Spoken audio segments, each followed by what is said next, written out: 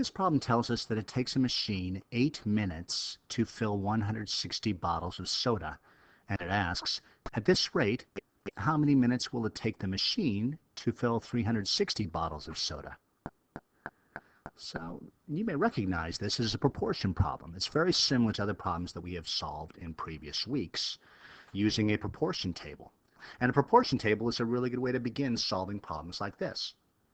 Here, the first sentence tells us that the machine takes 8 minutes to fill 160 bottles of soda. So we're comparing bottles and minutes. And we can write those down. On the left-hand side, we could write bottles and minutes or minutes and bottles. It really doesn't matter.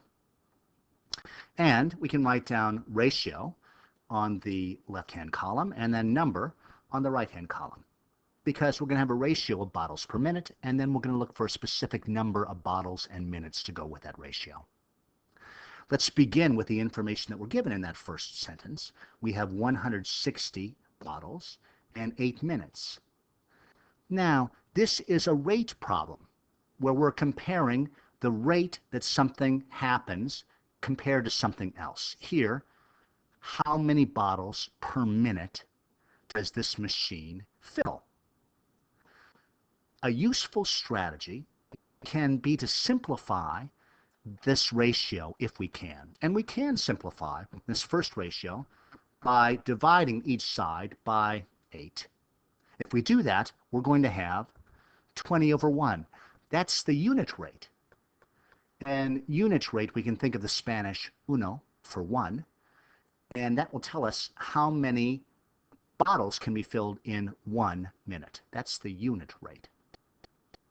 All right, and then the rest of the problem tells us that 360 bottles are filled in a particular amount of time. We need to find out what that time is. That's the unknown. From here, we can go up and set our proportion. 20 over 1 equals 360 over x. And we can solve this the way that we've solved other problems by cross multiplication.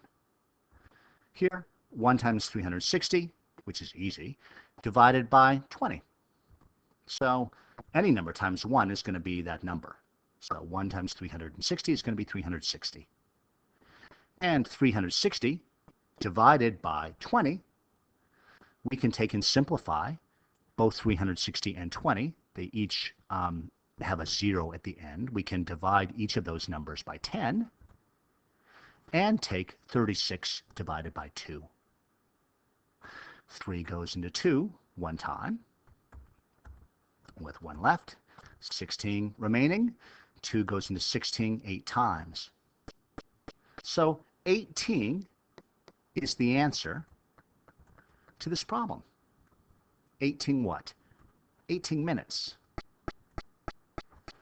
Once we're able to find the unit rate, it simplifies things. So this is a rate problem. We're comparing two things, bottles and minutes. We set it up as a ratio, and we look for unknown numbers. Simplifying it as a unit rate makes it easier to use cross multiplication to give us the final solution. When you feel comfortable with this problem, go ahead and try the practice problem that has been grouped with this problem on the homework quiz for this week.